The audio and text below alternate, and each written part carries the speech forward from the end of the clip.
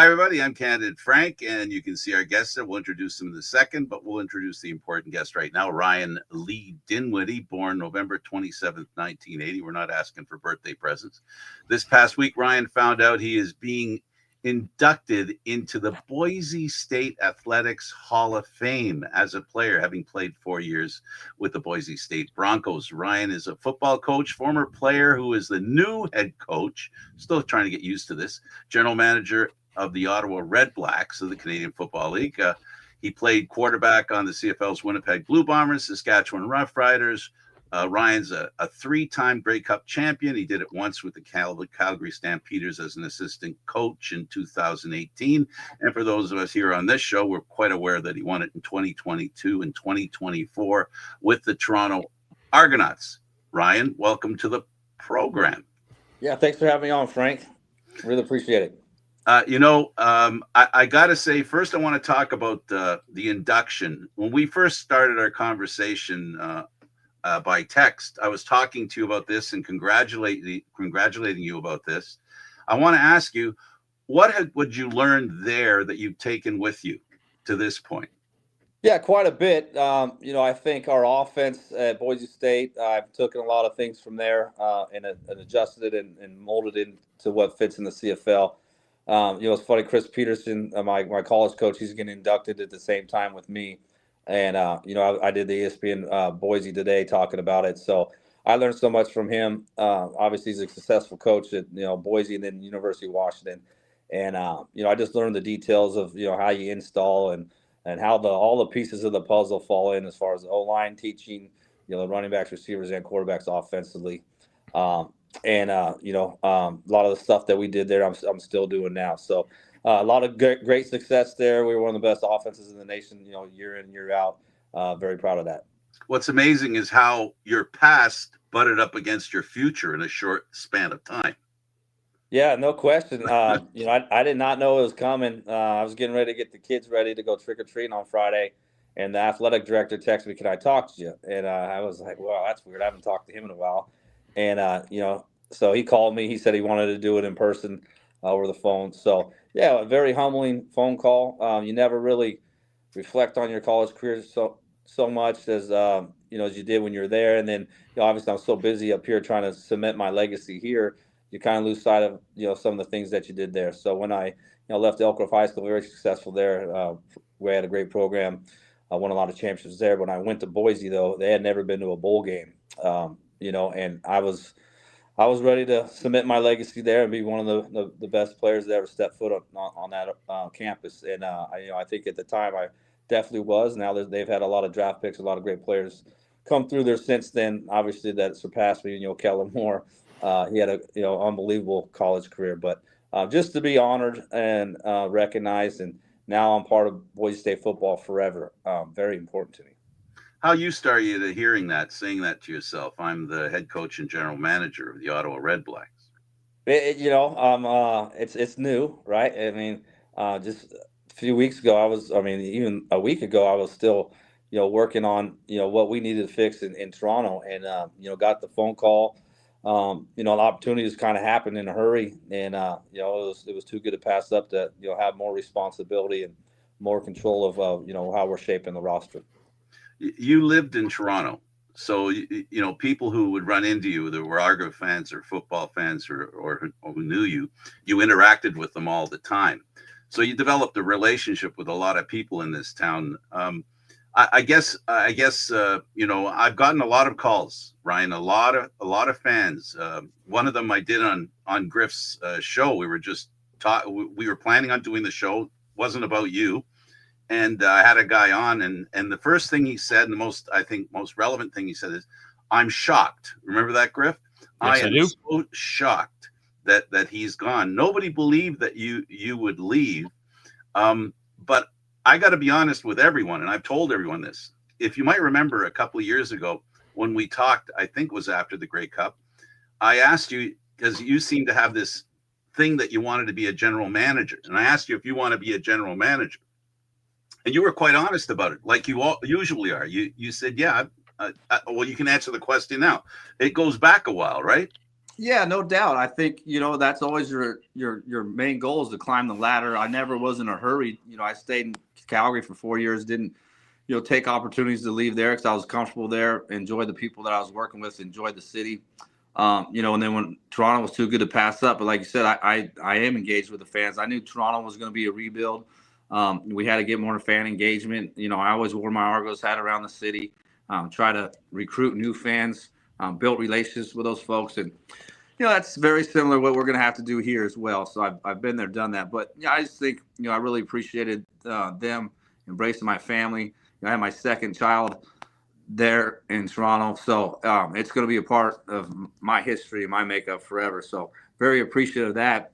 And then the same thing as far as building the organization.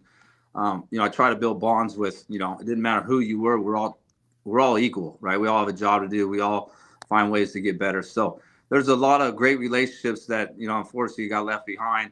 But at the same time, you got to do what's best for yourself and your family and your career. And that's just kind of how this played out. But Toronto is always going to be a special place in my heart. And, I'll be back, actually driving back tomorrow, go see the kids and get my office cleaned up. So it's going to be tough, saying goodbye to some of the players and the staff. And then the next sentence that you said was, and I could see Corey being the head coach of this team. That was the next thing you said that day. Yeah. You really, I saw this coming since then. And I really wanted to be quiet about it because I didn't want to make the presumption.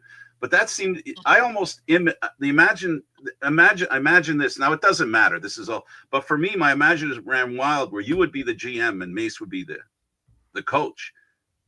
Well, that's an amazing picture. Yeah, well, that would be pretty neat because Corey's one of my best friends. But I don't think I don't want to give up the coaching thing quite yet. I think, maybe I'm, 20 years from now, kind of take that huff, step back and just be the GM because I do enjoy that aspect of it. But I love coaching more than anything. But, after the first Grey Cup, I thought, someone might come calling and that might have to be the title that I got someplace else. And I figured if that were the case, then Corey would be the slam dunk hire in Toronto. So, I mean, I knew he was ready before, he got the chance to go to Sask. Ottawa obviously interviewed him a few years ago. After our first year, I thought we were going to lose, Corey. And thank goodness we didn't because that would have been a big loss. As it was. Oops. Oh. Oops. And you're next, David, if he comes back. That was it for me. I just set the table, and then it was going to be you guys talking about what's going on next. Well, I mean, we'll talk. I mean, kind of first talk about, but I think it's interesting he brings up the wanting to stay as a head coach. I think that's why this move works for him, right? He's going to a place where he can do what he wants to. Oh, looks like maybe we're getting him back. Maybe just be a connection issue, but. Getting. Should I remove him? I'm at the bottom. Yeah, try removing him and bring him back. Maybe that'll do the trick. Okay, I'll remove him and then see if he comes back. Yeah, go ahead. I'm sorry, David. Yeah, no, I think the important thing here is clearly both roles. Like he wants, and I watched, I read some of the comments he had with the Ottawa media today. Yep. Being able to have. Oh, there we got him back. Yeah, sorry, I lost you guys. I had a phone call came in and just kicked me out. We're okay. The GM calls are already coming in, huh, Ryan? You already got some GMs buzzing your ear, huh? Oh, I've had about 400 text messages, about 500 phone calls, so it's been a busy few days. Okay, I've set the table, and now the boys, as usual, get their chance for a question and a follow up, and we'll start with David. So Ryan, obviously when you came from Calgary to Toronto, there was a big push to bring in people from Calgary to Toronto, a lot of players and people you've worked with. Do you expect a similar approach now that you're in Ottawa? See who will be willing to join you from Toronto? Have those discussions happened yet, or are you just kind of getting yourself settled first? Well, we're just getting settled. Obviously we haven't been able to quite get there, but I mean, anytime you can bring in people that you're familiar with that kind of understand your culture, or guys that you feel like can add to your culture. I think, when I came to Toronto, I needed to have some familiarity with some of these players, and I needed some help as far as, building that locker room culture. So there were some guys I knew were going to be free, that Calgary moved on from. And that's just what they do each year because financially you got to fit it in the salary cap. So I knew who was going to be available, and I didn't really tamper and do those things. I waited till free agency in that window to communicate with them. But as soon as I did, I know those guys were ready to go. So obviously not going to tamper with the players in Toronto. I love those guys, and a lot of the guys are great players, but that's going to have to play out in free agency. I wouldn't do that to that organization after everything they've done for me. Why would you turn your back on a good relationship? Yeah, exactly. Right. I mean, you have great relationships, and that's going to play out in February. And guys want to come here and play for this organization and myself. I mean, there's a lot of guys in that building. They're good football players that I really appreciate and respect. Well, and speaking of the players that you currently have on your roster, I mean, I guess a lot of talk about Drew Brown and what this move you joining the team means for him because, Ottawa has put quite an investment in him as, to help usher in this era. Drew just game plan to play against him. What do you see from him, and do you envision being able to help him take maybe that step that he hasn't been able to take yet in Ottawa? Yeah, I think I can, help him get there. I've worked with a variety of quarterbacks, right? In Montreal, I had Jonathan Crompton. In Calgary, having Bo, that was easy. I mean, you didn't really have to coach Bo too much. He's a Hall of Famer. Even before I got there, he was a Hall of Famer. So I think the time I had with Nick in Calgary when, Bo went down, I think that kind of catapulted me, into the Toronto job. And then, the work that Nick did this year, I think kind of got me this job. So, working with quarterbacks has kind of got me to where I am. I just try to make it simple for them. But the one thing I think that I've learned from Huff in my time with Dave and what we did in Calgary, we spent more time, teaching defense and letting the defense and those triggers and the things that the indicators for your eyes and we let them take us to the progression. And then, if it's a free safety on the backside hash, I call it rotation week.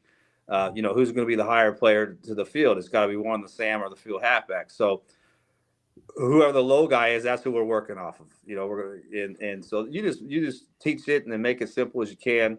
Protection wise, you got to make that you can't block everything, right? I mean, obviously they're bringing 7, we're blocking 6, we're hot, but if they're going to bring 4 off the side, sometimes we can't get there, and we'll have some built-in hots for the quarterbacks. Just make it quarterback friendly. It's quarterback league. If you're not getting production out of that position, it's going to be a long season. All right, Griff, your turn. All right. Well, Ryan, obviously, congrats on the Hall of Fame in the new position. Has there been any? We talked about obviously former players and all that stuff, people wanting to come to Ottawa, but there is a handful of coaches and former Argonauts that are currently in Ottawa. So, are there players like that you're excited to work with? Whether it be like an Adeboboye, Robert Priester, etc., or are you looking to what's the whole gel or mesh you're looking to instill in an organization that really needs a new direction and a leadership that you're going to provide for them in 2026 and beyond? Yeah, so both those guys are free agents. Okay. Daniel knows how I feel about him. It was tough to see him, leave last year. I was a big fan of his, and I wasn't very happy that we did make that trade. Daniel's a first-class citizen, right? Great guy. That's most important. You got to have some of those guys in your building, and you got to have some guys with a little bit of edge too. So you can't have a bunch of choir boys in your locker room. That's just not going to get it done. But he's one of the good guys, and who knows with the staff as far as that's going to play. A lot of these guys are still under contract in Toronto, and would that be an opportunity for them to come here? I haven't had those discussions with any of those guys. More along the lines of congratulations, and they're excited for me and know where we're at. So there's a lot of business that's going to have to take place for the next 6 weeks for all that to come to fruition. And I mean, anytime you're familiar with someone and you've been in the foxhole with them and you can trust them, you look to add those people to your building. Also, just apologize. I didn't not knowing they're free agents. That's my bad. But also, too, I was referring to William Fields, just DC, because obviously he was on staff in Toronto in 2024, Ottawa's current defensive coordinator. And then just another quick follow-up one for me.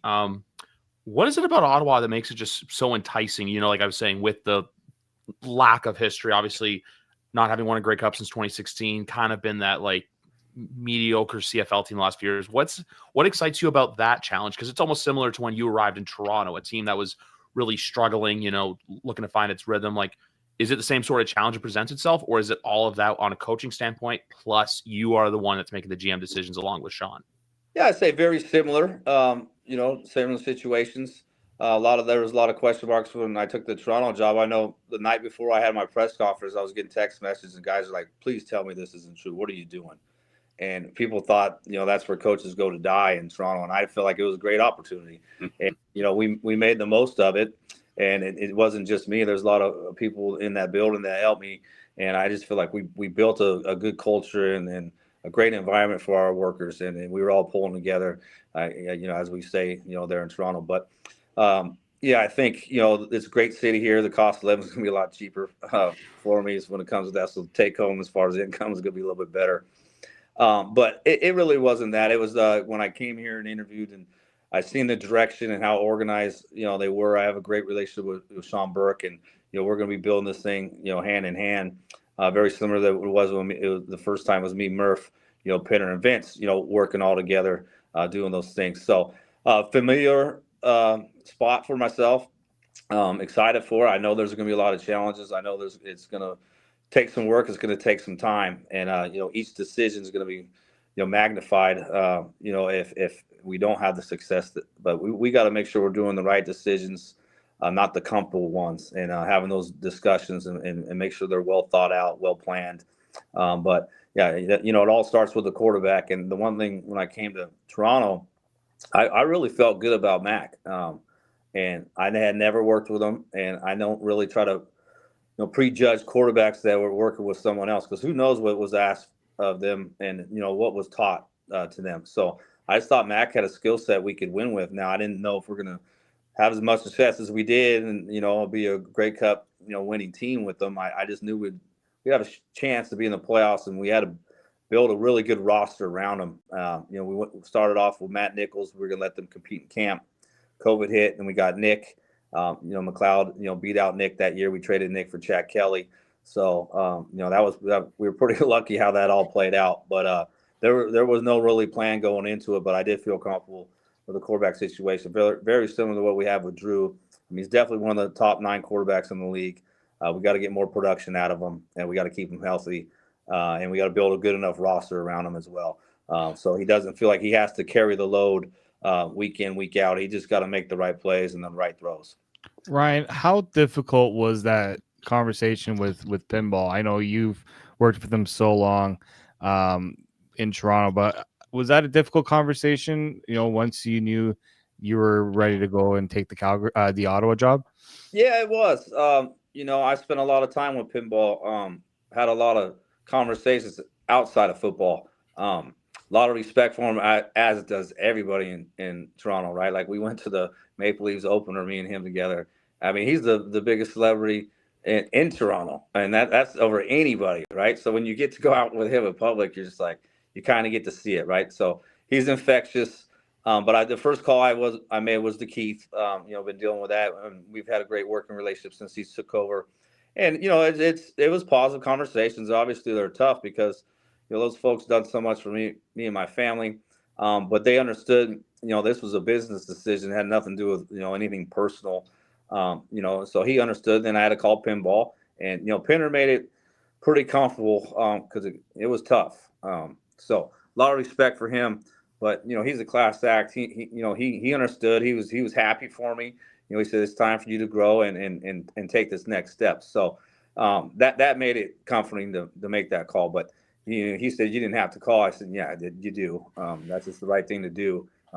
Never disrespect him in any type of way, because he's just a great person. And I told him when I get back in town, obviously my kids are going through school right now. So I'm coming back every weekend and doing those things to be involved in their life. But, we're going to sit down and break bread, have a dinner, and catch up. So a lot of love for Pinball.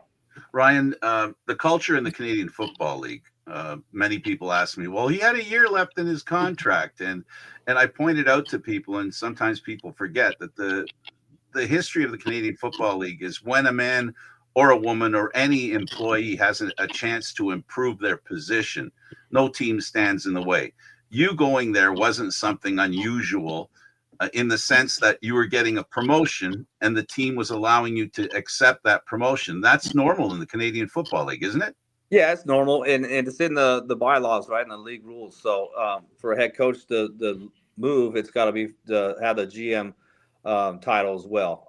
So that's a promotion. It's in writing, and so they pretty much had to give me permission.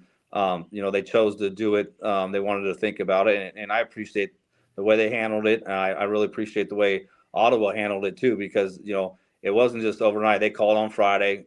Keith and Pinner wanted the weekend to think about it.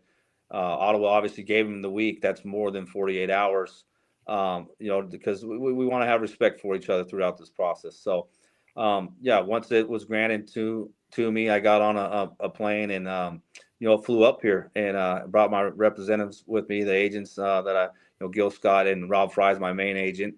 And, they're the ones that, handle the numbers when it comes to the contract. So I just had to do my part to, earn that, and then they knocked out the numbers, and it made it make sense. But it was just it felt good to be wanted, and like I said, it was a time for a new challenge. And I really appreciate my time in Toronto, appreciate the fans, appreciate everything that we did, and like I said, hopefully I go down in the history in Toronto's one of the better coaches in the program, and I hope they understand that. And I'd love to go back at certain times and celebrate those Grey Cups in Toronto. And I'm very appreciative of being a part of that history. That's a given. There's no question about that. And the other thing that's a given is the ability that you have to be a leader for a winner.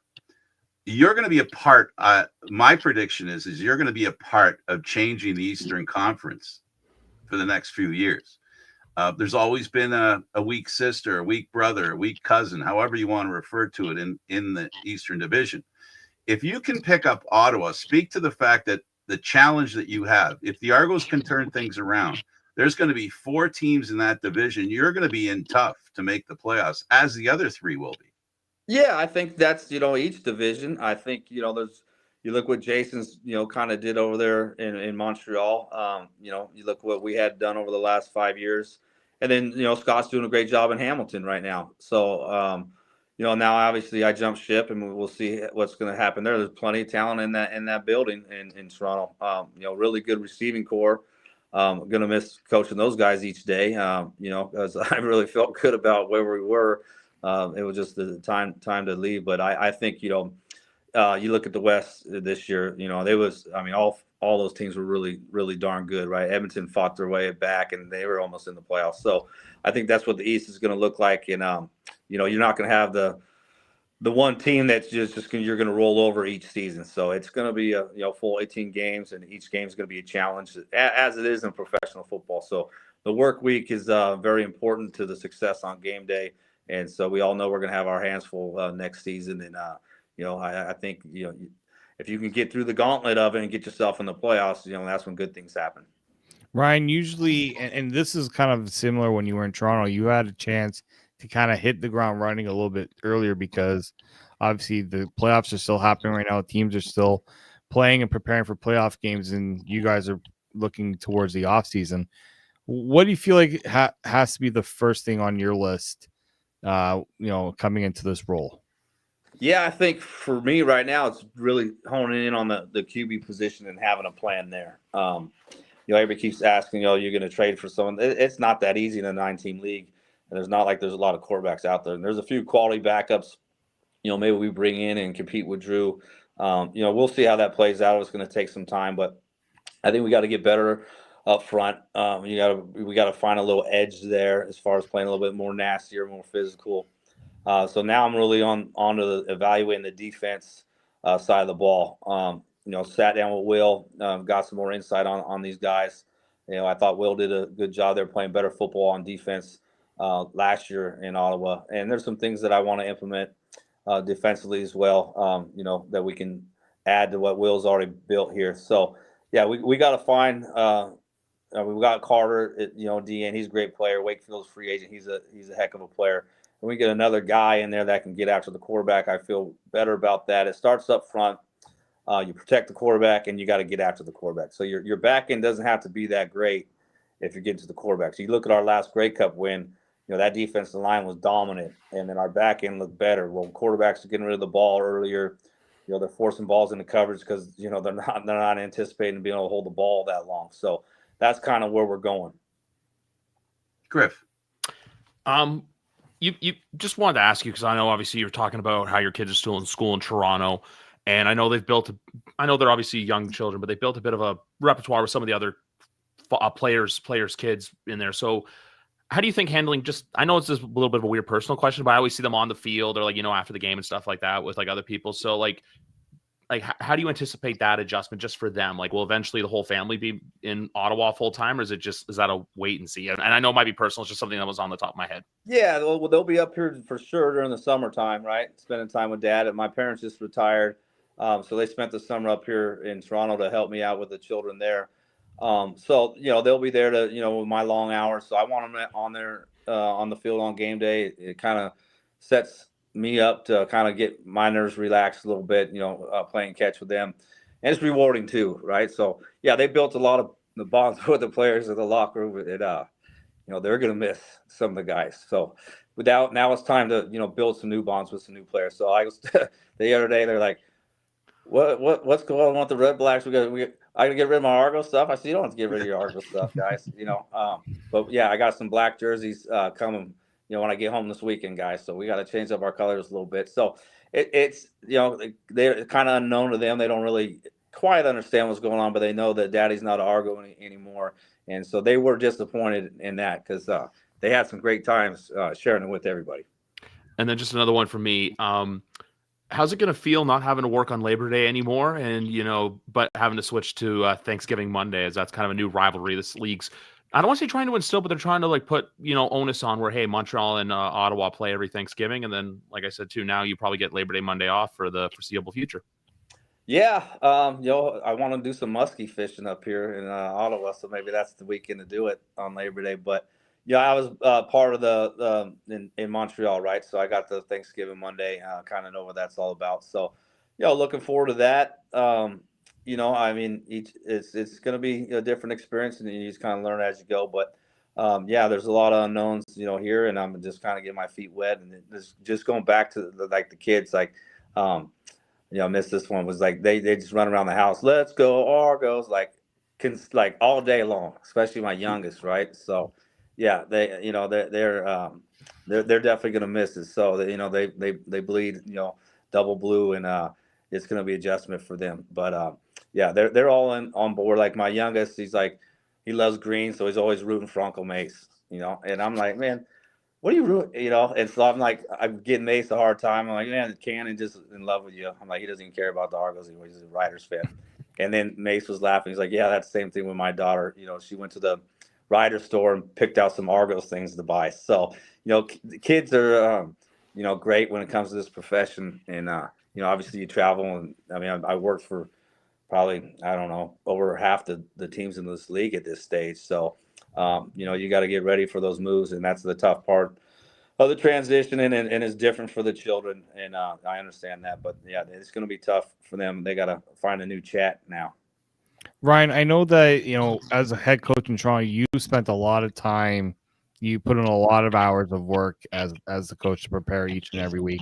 I know you did some work with the front office too on, bringing players in and all that. How do you now, with the added role of GM, try to prioritize your time with the dual role? Yeah, I'll go back to what Pinner always says. I got to find that sweet spot, right? So, gotta find a way to manage it the best way I can. The one thing when I got here and talking to these folks, they were so organized, and I'm looking at how our scouting department works, our website, and how everything's so put together. And I'm like, talking to Berkey, like, hey, schedule wise, I'll be, how's this going to work? I normally do this, do that. He's like, oh, you're not going to have to worry about that stuff. So actually, there's going to be some things took off my plate that they have, people here to do some of the things that I did in Toronto. So obviously, I get the final say on the game day roster and then the training camp roster when we finalize that. But I'll obviously spend more time, evaluating some of our U.S. players that we have on our NAG list, we have on our websites, evaluating them, typing in reports on them. But as far as when it comes to the draft, it'll be probably the same amount of involvement that I was there. So We'll see. Obviously, I don't want it to take away from me as a play caller, play designer, but I think at the same time, you got to empower some of your coaches and give them some more opportunities. I think in Toronto, I was doing probably 90% of the game planning as far as installing what we're doing. I got to sit down, whoever our O-line coach is going to be, and tell them what I like out of the run game. If it's not Sweeter, if I can't get him out, who knows how that's going to play out. But have all my cut-ups, all my playbooks designed, and just so those guys understand it. Maybe do some mock game plans in the off season once we get together and make that staff, just so when we hit the season, it's not unfamiliar for them.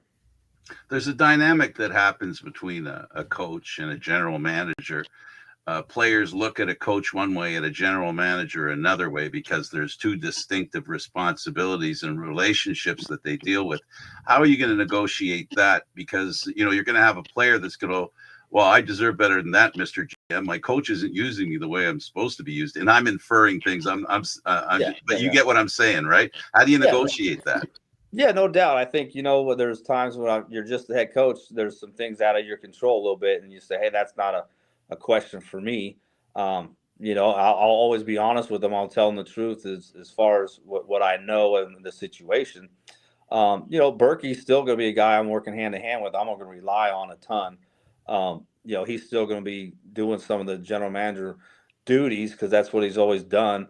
But he took a promotion, but he's still, the guy in charge. But yeah, I'm going to have a different hat. But again, some guys might get upset as far as salaries, but that's going to be a collective decision between me and Sean, making those things up, making sure that they're the right fits. So I'm sure there might be, some things that are going to be a little bit more uncomfortable as far as having those conversations. But, those are the things we sign up for. And if you run away from tough conversations and you're not totally truthful or you don't know how to handle it, that's when you're going to be in trouble. Griff, the last one from you. Yes, last one for me. Well, one thing I'm going to say before I ask the question, just, every time I ask you a question, thank you for being honest. Just thank you for giving me, the truth. I know this year I had to ask some more difficult questions and stuff like that, but I just appreciate all the times you've answered me. But I'm also going to say, too, I will miss stuff like the kicking at the end of the Edmonton game. I know that was emotionally charged, but it's just a very, very – that's a football moment. I'm going to ask this. I know this is probably going to be a bit of a generic question, but when it comes to the 2026 season, are you guys thinking like, hey, we just want to get back to the playoffs, or is it, no, we want to be that team that when we come into your house or you come into our house, you have marked on your calendar? It's no longer, oh, we're just playing the Redblacks. So long and short of it, like, what's the footprint you want to establish early, and how much lumber should they be buying for when they cut a piece off in the end zone for every Redblacks touchdown for 2026? Yeah, well, that's the piece of lumber with the Redblacks logo on. I got to get one of those on my wall. So maybe I'll make like a clock out of it or something. Put it in my house. They call it a coin. Yeah, coin. Okay, that works for me. So I need to get one of those. And like I always envisioned making the clock out of it since I took the job. I think that'd be pretty slick. But we got to be very good at home. That's been our MO until this past season. The year prior, with talking to Ottawa now. They had a good home record, and they made it to the playoffs and gave us a run for our money. In that game at home, we were lucky to escape that one, even to get to the Eastern Final.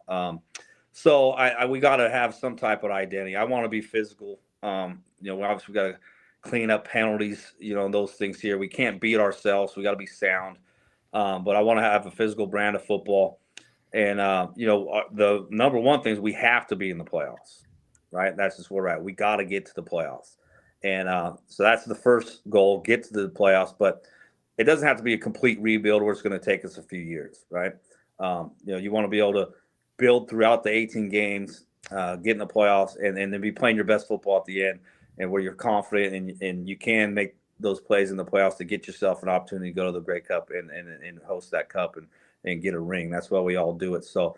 I'm not going to hold back as far as expectations. That's what it is. Get to the playoffs and give ourselves a chance to win a championship. And we're not going to cut corners doing it. But if you're going to say we're just happy to get in the playoffs, that's in year one. We're not. That's not me. But we can't have that attitude going into this rebuild. David? Yeah, well, Ryan, obviously, first, thanks for, I know it's a crazy thing, 5 years, Toronto, all the, I know you and I have many conversations after practice, so we also appreciate all the honesty with a lot of the interviews and stuff, and, all the info I've had to try to extract from you, so I really do appreciate that. But I guess the final one for me, who's one player maybe you're gonna miss coaching in Toronto that, depending on if they're actually staying in Toronto, obviously things can change in the CFL. But like, is there a player you're gonna miss coaching now that you're heading to Ottawa? Well, I can't just pick one. I mean, there's a bunch of them. There's a lot of great men in that locker room. Both sides of the ball. I feel like I built great bonds with a lot of players. They always had my back, so I can't just name one. But look offensively, Polk, Coxie, Tavares, right? Dave Ungerer, Brissett, Kevin started to come along, showing his personality is great with him. Janarian Grant, I love Janarian. Just, very humble, doesn't say much, got the best smile. Defensively, a lot of guys. I mean, Darkangelo, great player, great work ethic. Winton, I love Winton. Winton does all the right things, great leader. I'm just going to miss a lot of those guys. So it's tough. You built bonds, you worked at it for, a while and been in the foxhole with those guys. So yeah, it's going to be tough to say goodbye to those guys. I don't want to create more emotion for you, so I'm going to try and temper this really. I'm going to change it a little bit. I was going to do it too. Ryan, I love the fact that you wear your football heart on your sleeve. What I'm going to miss the most is, of course, what they said: your honesty and your immediate answers that aren't filtered. And I do know sometimes you wish you had filtered yourself a little bit. Absolutely. But I do know that I'll miss your sincerity more than anything. But here's the good news: you're not going that far. We're going to see you once in a while. Yeah, I'm going to miss the every after the game talk with you. But what I want to say in closing is the hope for the Ottawa Redblacks and the rest of the Canadian Football League. Speak to your love of watching football all the time. You, more than anybody, are aware that there are a lot of talented players that could step into the Canadian Football League and play and matter. Yeah, no question. I think there's a lot of players, in the States. I think the Canadian content has got a lot better over the course of my career here. And a lot of them are, sticking down in the NFL. You look at the guys we've drafted and, that we haven't seen for a long time, they're playing in the NFL. So I think it's tougher to get some of the players up here as early as we've done in the past. Like I talked about to some of our players today, meeting them. I was talking about NFL Europe, and, probably half my team from NFL Europe ended up in Canada the next year. And that was like the destination if you didn't, make it to the NFL. Well, now there's these other leagues, and guys are still holding on for hope to go to the NFL. And so it takes a little bit more time to get those players up here, but you're still getting quality players up in this league. And what a great league it is. Outside the NFL, I think the Canadian Football League is a top-notch organization. And I really enjoyed my time here. I have a lot of love for it, but it's an exciting game. Most of my American friends love watching the CFL, and I think we got to find ways to give access to some of these, people in the States that understand football up here. Because like we were talking about the other day with the scouting department, we do a lot of traveling into U.S. colleges, and they all talk about how much they love the game. They don't know how to find it on TV, and if we can make it more accessible to them, I think that would build our brand in the States as well. We've got a good following here in Canada, but there's no reason why it just has to be in this country. Not to get into an in-depth conversation about the rule changes, I just want to ask a simple question. How important do you think it is for people that are tuning in, watching football on television in the U.S., to piggyback on your subject? If the football field looks similar, do you think there's more of a chance that football fans in the U.S. will watch because it looks similar to what they're accustomed to seeing? Is that any kind of advantage? No, I don't think so. I think maybe if you were gonna go play some games in the States to try to build it a little bit, those stadiums are now available potentially. I think it might have to be a soccer stadium for us to make our play a game in the States. But I just think we just got to let them have access to watch it and know when to be able to watch it, because the United States is starving to watch football year round, and they just don't know the CFL games are on TV or how to stream them. And I think if we can get in front of that audience, we'll build our brand in that country as well. And I mean, like I said, it's an exciting brand of football. A lot of good football players up here. And like we said, it's our league. This is our league. This Canadian Football League is ours, and very proud to be a part of it. Well, Ryan, I have to say thank you for what you've done for the Toronto Argonauts and Toronto football fans. And also thank you for your commitment to the Canadian Football League. This isn't just talk. You lived in Toronto from the beginning, year round, and that's one of the things that Pinball believed in, that they have to have staff that lives in the city to be a part of the city.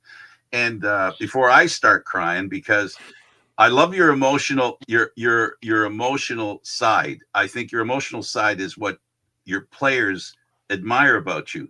The irony of a person being as passionate and emotional as you are in a death sport like football is an irony I keep trying to understand.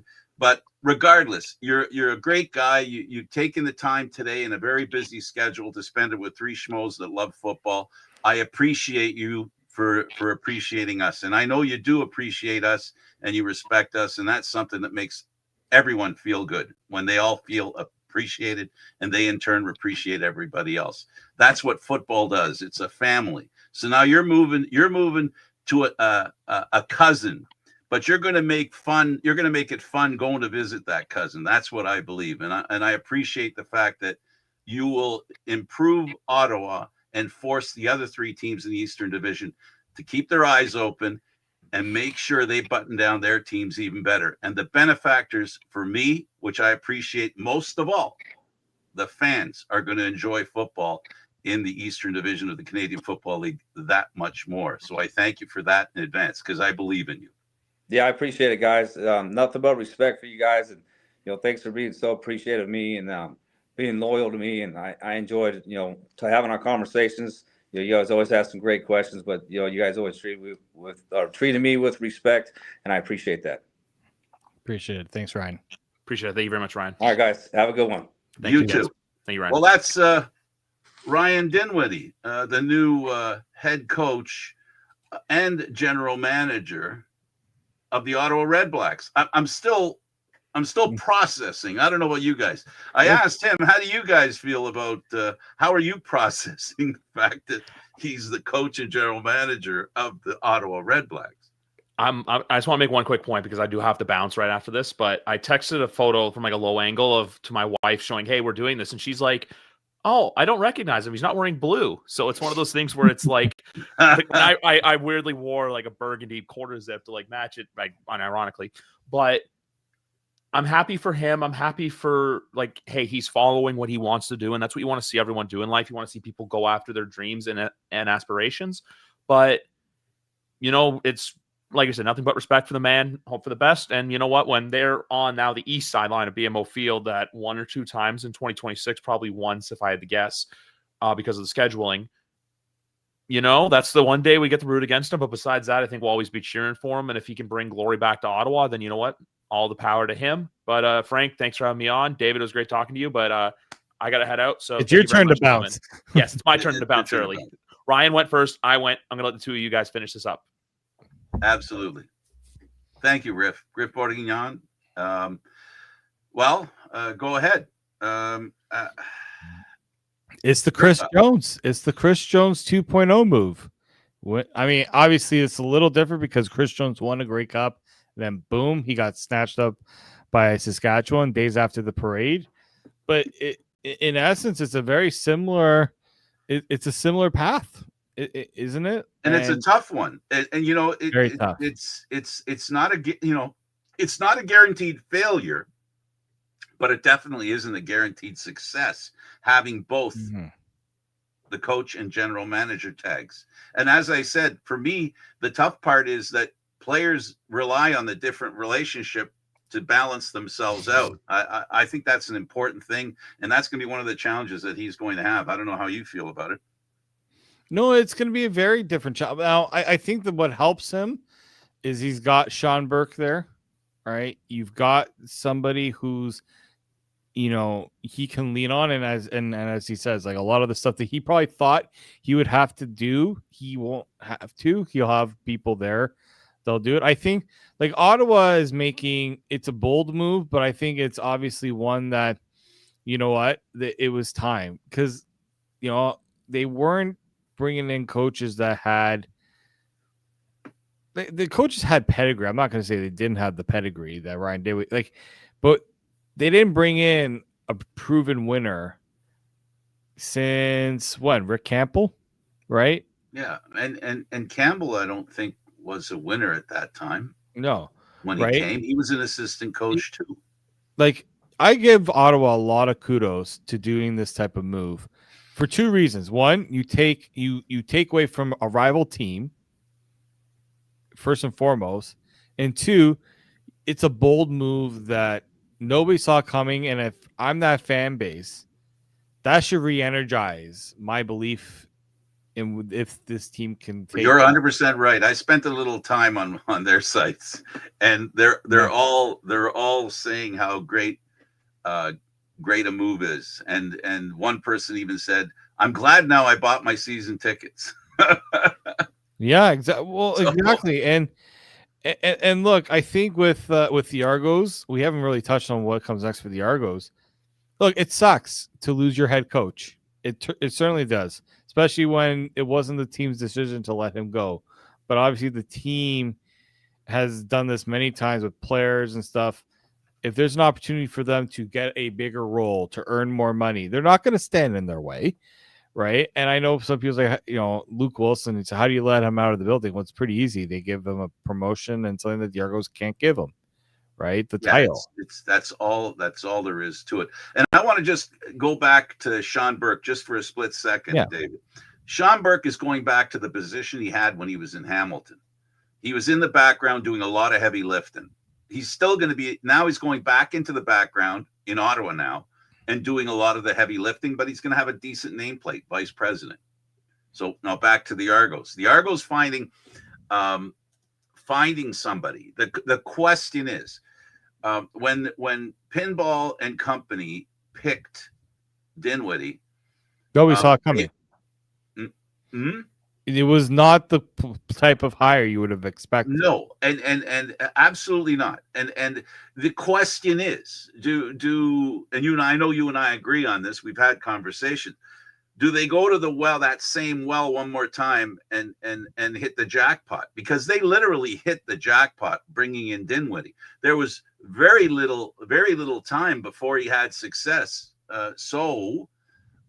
Will they do that again, or will they find somebody with experience? Well, if history is prologue, then they'll be going that same direction again. There's going to be somebody that they see, and for the folks that didn't recognize Griff, that's cool. But we were on Griff's show, and you said something, and I want to give you an opportunity to point that out right now. The Argos are quite capable and have the brain power within the organization to lift up and maybe take a more prominent role when it comes to coaching. Well, look at here. I'm not suggesting he's going to do it, but anytime the Argos have felt like, what are they going to do because this, and this happened? Some people say, trust Pinball. You've got the guy who at the top has guided this team from being, let's face it, a bottom feeding team after winning that Grey Cup in 2017, 2 straight years of abysmal seasons, and he turned them with this hire, obviously with Dinwiddie, that played a big part of it, but it was all Pinball, John Murphy, that front office group. Now, the front office changed a little bit. Vince Magri, who you heard Ryan Dinwiddie talk about, he's no longer there, but the part of it, the brain trust is still for the most part there, but there are many opportunities. Like they could go the inexperienced route if they really want to. There are candidates. Actually, 3 Down Nation did put together a pretty good list of candidates they could look at. Guys who have done the role before, who've never done the role before. There's somebody right now who is very familiar with Toronto, who has coached his team to 5 straight Grey Cups, who could be looking for a move. And the Argos, if they really want to make a statement, could go that route. Former teammate of Pinball Clemens. Right, and a former teammate of Pinball, right? Michael Shea knows the organization. And you heard Ryan, too. There are people within the organization, too. And if you're Toronto, you need to decide who's someone within this organization we don't want to see leave. Who's someone we may want to elevate already within, right? They don't discount this potentially being an internal person. Pete Costanza, who I know a lot of people maybe don't know as much. I mean, there's certainly Argos fans who are dead, who see and being at practice. Like, he's someone that does a lot of work on the offensive side of the ball. I know Ryan Dinwiddie was the offensive coordinator, but Pete Costanza does a lot of work with that stuff, especially with the receivers and things. And he has the respect of the staff, right? You know, Kevin Iban's been there. I know that people were questioning about the defense, but he's someone that's been working for this team for such a long time and knows the organization inside and out. Is he ready for a bigger role? There are guys internally. And then Dave Naylor brought up Orlando Steinauer, who in essence took a backseat role in Hamilton, not because he wanted to, but I think for the good of the organization, he decided. Could he decide, you know what? Let's see if I can get myself back into a head coaching position. The Argos have options. There are options. It's just which is going to be the right one for this group, right? This is a team that underperformed. I know on defense, they struggled. It was the defense lost a lot of talent, but there are a lot of players within that organization that you can see as, you know, a lot of people within our organization you can see getting moved up. But I'm also wondering, how will we hear the whispers? You know, CFL Grey Cup is next week. A lot of those people will be in Winnipeg. I was about to say Saskatchewan. In Winnipeg, there's an opportunity that the Argos could name their coach next week. I don't know how. Now, some people say, well, the Argos don't necessarily move quick on this. You are not making any moves, in my opinion. You're not making any moves without having a head coach in place, because the person you just lost spent a lot of time working with your front office on how he wanted his team constructed. So it's going to be very interesting. I mean, Frank, how many times have we said it? The CFL offseason is never without its exciting moments. I know there's times where it kind of goes dark because everyone kind of bunkers away, but we're a couple of weeks away from that. We should maybe also give our predictions for this weekend, because we have 2 games. Yeah. So I guess I've got Hamilton up against Saskatchewan. You have Hamilton. Wow. Even after what Montreal did to Winnipeg. Yeah. I'm not really. I have Hamilton only because they're playing at home, and they have. I just think they have a different group of people involved in the team. I think there were lessons that they've learned in the past of the failures that they had. For example, the 2 Grey Cups they had at home. I think they can learn from that. And I think the other advantage I give them, I'm one of these emotional guys. I think they're going to be a little, just that much hungrier than the Alouettes. And I do think that the Hamilton fans, like them or hate them, it doesn't matter which, they'll be in there behind their team. And I think that's going to be an advantage that will help them basically tip the scales. And also weather's going to be a concern, the wind. And I think Hamilton's more well suited to understanding what it takes to play in that stadium in that situation.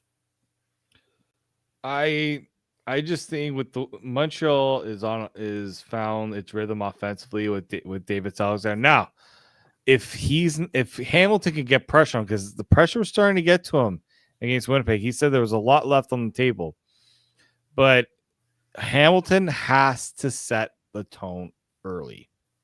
They cannot. They have to run the ball too. They have to. They can't put it all in both hands. They definitely do. But I do think that that's going to be the deciding factor. I have Montreal win this just because I think that they're the more complete team, especially on defense. That defense is always good fit. But I mean, look, if Bo Levi Mitchell has a trademark performance, that'll be good enough too for them to get there. So you can't put it past. And part of me wants to see.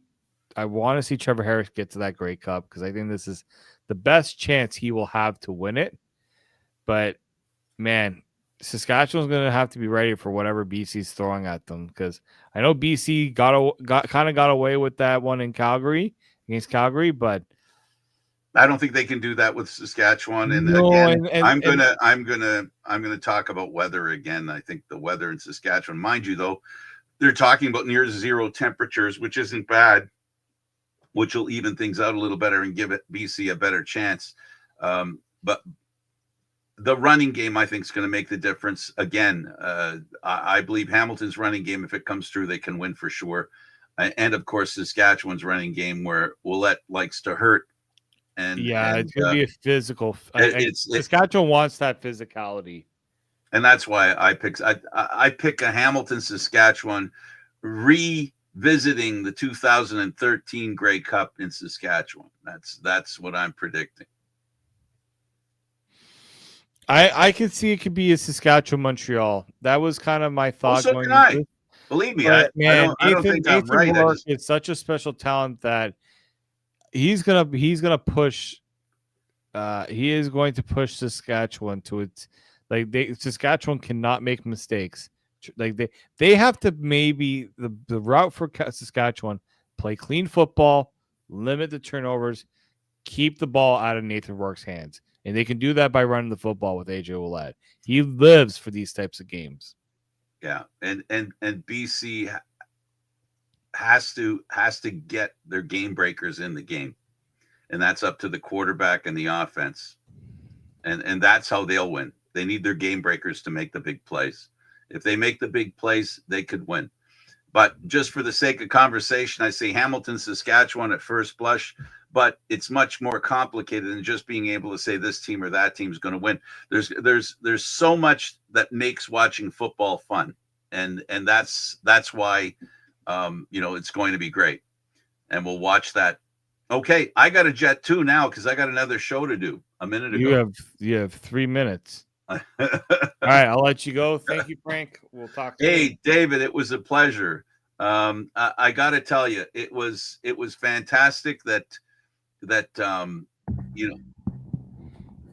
okay, I better go. You gotta go. You can't be giving me. That's the other show. All right, we'll see you, Frank. Talk to you later. See you later. Okay, I'm Candid Frank. He's David Morassutti. We'll be back again next week. It was fun talking to Dinwiddie. Have a great week, everybody. Enjoy the weekend of football.